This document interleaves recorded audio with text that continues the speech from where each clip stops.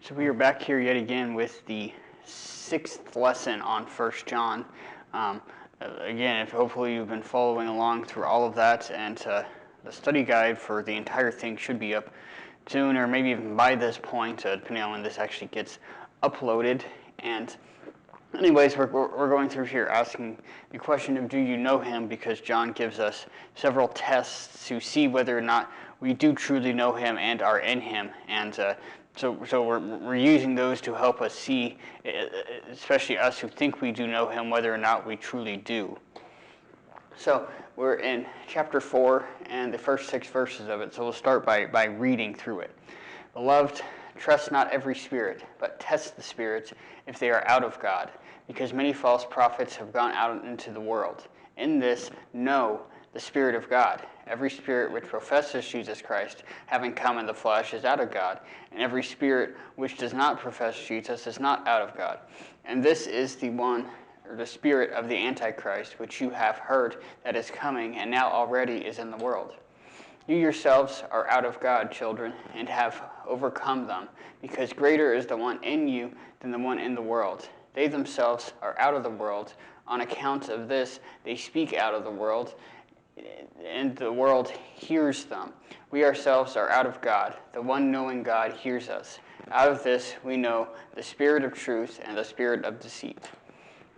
So again, he keeps coming back here to that spirit of the Antichrist, and specifically telling us to test the spirits to basically see whether they're true or not. And we'll get into that more as we get into this, but he's bringing back up that idea that he already spoke about many antichrists coming into the world, and he makes again reference to that here, and we actually read that one verse earlier when we first saw the term of it, sort of see some of the things it's talking about, but here he uses a specific example of it to help show us what's going on here. So again, he starts off, beloved, trust not every spirit, but test the spirits if they are out of God, because many false prophets have gone out into the world. So again, he gives the two different commands to not trust every spirit, as well as to test them, to see if they're out of God or not. He gives the clear distinction there. That's the test that's supposed to be going on, as well as giving the reason behind it. But again, it sort of almost already answers the question, but why must we test the spirits? And again, John answers it for us right in the text itself when he says, because many false prophets have gone out into the world. Again, the whole idea is that because these many false prophets have gone out, they're amongst us, and they can be causing issues, so we have to be paying attention to them lest we fall into the trap and be led astray by them. If you do want to learn more about some of the false prophets and things they're doing, you can actually go to the fccpayat.org website and check out the sermons on chapter 2 of 2 Peter. Those ones specifically speak on the false prophets and some of the issues there. You can actually find it in some of the other YouTube videos, I believe videos for both of those. But anyways, the whole point is that because they've gone out into the world and are basically causing issues, that we're called to test the spirits to see whether or not they're truly of God or not. It continues on, in this, know the Spirit of God.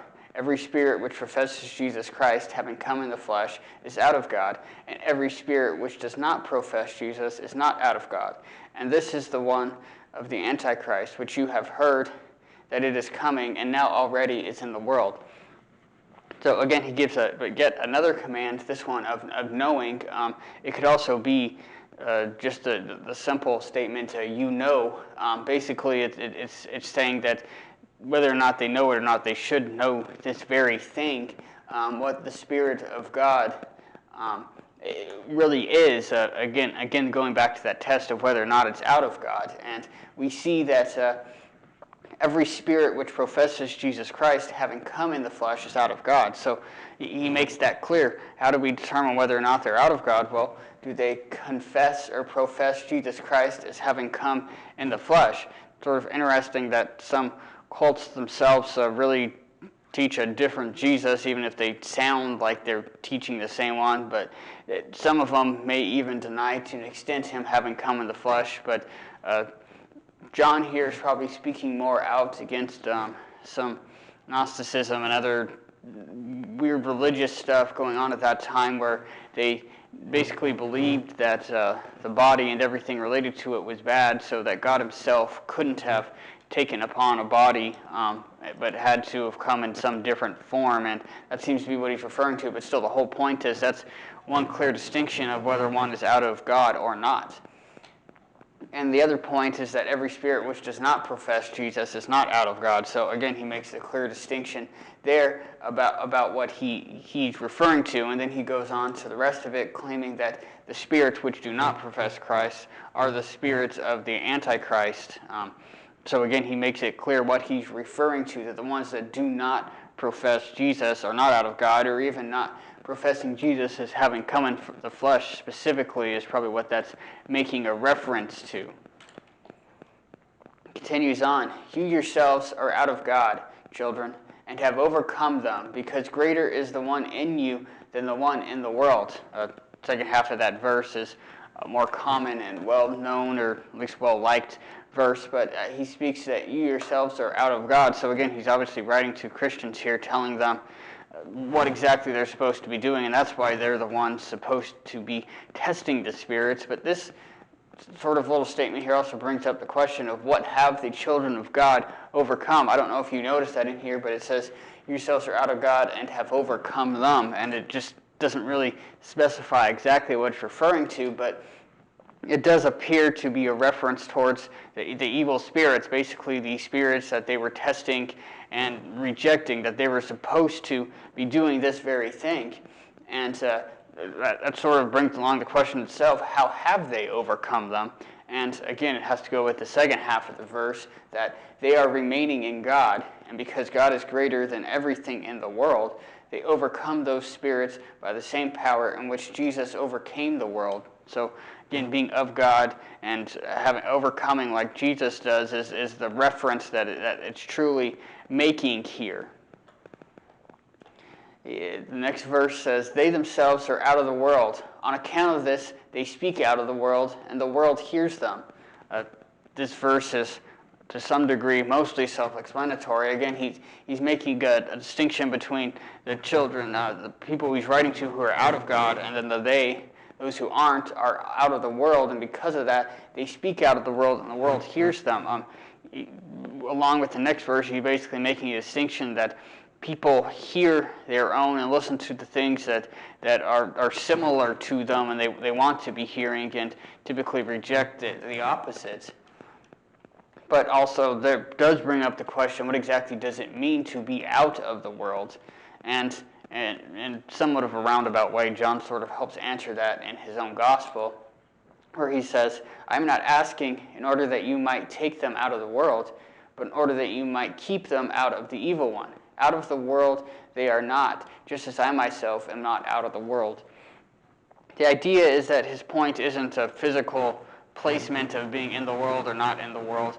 The more important point that he's trying to make is whether or not they're, basically participating in the things of the world, taking part and being a part of the way the world lives, or being in fellowship with the world is what it means to be out of the world. So that's Jesus' point when he's saying they aren't out of the world even though they're living and existing in the world, because they're not taking a part in it. He finishes off this section here by saying, we ourselves are out of God. The one knowing God hears us. Out of this we know the spirit of truth and the spirit of deceit. So again, he sort of goes back to that same thing, that because we ourselves are out of God, the one knowing God hears us. So again, the people who are also out of God will hear us and know what we're saying, while the ones who aren't will reject it and even to some degree persecute us or hate us. He's talked about that, I think, before, maybe even after. I can't remember the exact places in 1 John, but he talks about it at some other point, at least once, if not multiple times here, and basically says, don't be surprised by it. So, again, as we get to the end of this one, and this is a pretty short video because this was a pretty short section here, we have to again ask the question, why does this all matter? And the very first point is that we must test all spirits, because if not, we might fall victim to listening to the wrong spirit and be led astray. Again, in this world where people teach just about anything they want, and you can make the Bible say just about anything you want, it becomes even more important for us to truly be testing the spirits to make sure they're truly from God or not, because it's so easy to fall astray to certain things that sound similar or good or like they're what we're supposed to be hearing, but yet they're from the devil himself, because that's truly where what's behind it that we can't always see right away. So that's the whole point of testing the spirits. As well, spirits out of God confess Jesus having come in the flesh. The ones not out of him do not. So again, he gives us the way to know whether a spirit's out of God or not.